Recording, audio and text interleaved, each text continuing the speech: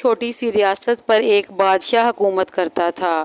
اسے شکار کھیلنے کا بہت ہی شوق تھا۔ ایک روز بادشاہ اپنے سپاہیوں کے ساتھ شکار کھیلنے نکلا۔ راستے میں اسے ایک آدمی نظر آیا جو لکڑیاں کاٹ رہا تھا۔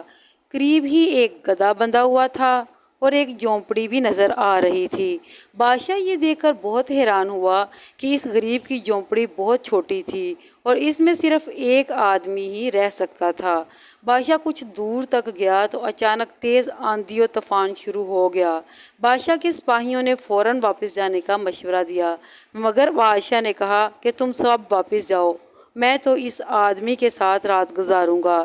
یہ سن کر تمام سپاہی حیران رہ گئے۔ ایک نے کہا کہ بادشاہ سلامت، جھونپڑی میں مشکل سے ایک آدمی رہ سکتا ہے، آپ ہمارے محل میں واپس چلیں۔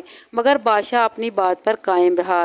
ایک نے کہا بادشاہ سلامت، اس جھونپڑی میں مشکل سے ایک آدمی رہ سکتا ہے، آپ ہمارے ساتھ واپس محل چلیں۔ مگر بادشاہ اپنی بات پر قائم رہا۔ اس نے کہا کہ تم سب کل صبح سویرے یہاں آ جانا، میں یہ دیکھنا چاہتا ہوں کہ غریب آدمی اپنی زندگی کیسے گزارتا ہے۔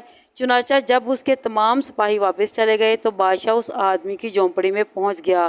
وہ آدمی بہت خوش تھا اور مہمان نواز بھی تھا۔ اس نے بادشاہ کا بھرپور استقبال کیا، اسے گرم دودھ پیش کیا جو اس کی پالتو بکری کا تھا۔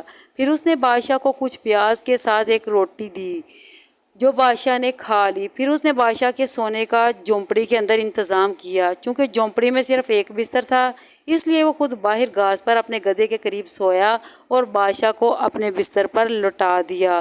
پوری رات بادشاہ کو نیند نہیں آئی کیونکہ اسے اپنے محل کے نرم بستروں پر سونے کی عادت تھی۔ صبح اس نے اس آدمی سے پوچھا، آخر تم شہر میں کیوں نہیں رہتے؟